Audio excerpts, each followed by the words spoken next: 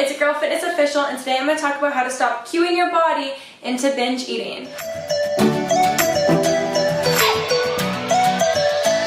There are 4 steps in a habit, and that's cue, craving, response, and reward. If you take out one of those things, you will no longer binge eat. So honestly, motivation is overrated. People underestimate the value of autopilot in our brain.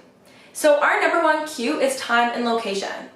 So cues for me is honestly like after dinner, late night, or I also find that if I eat anything out of the ordinary, that cues my body into eat everything.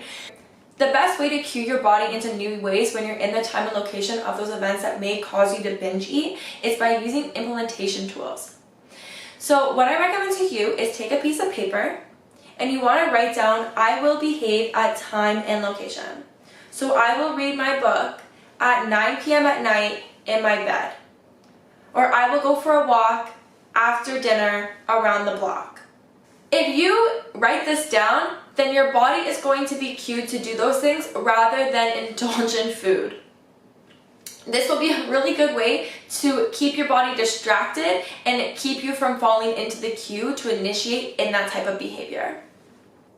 So if you want to stop a bad habit, the easiest way is to reduce exposure to it.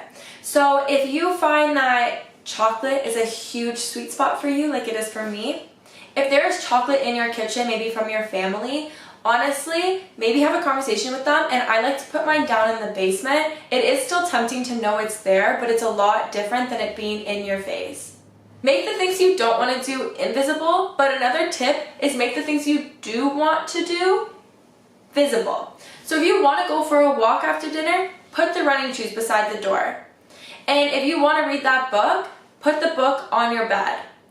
Make sure that you're cueing your body by changing your environment around you to support you and to support your decisions. If you found any information in this video valuable, please hit that like button. And if you want to continue to learn how to stop binge eating, please subscribe.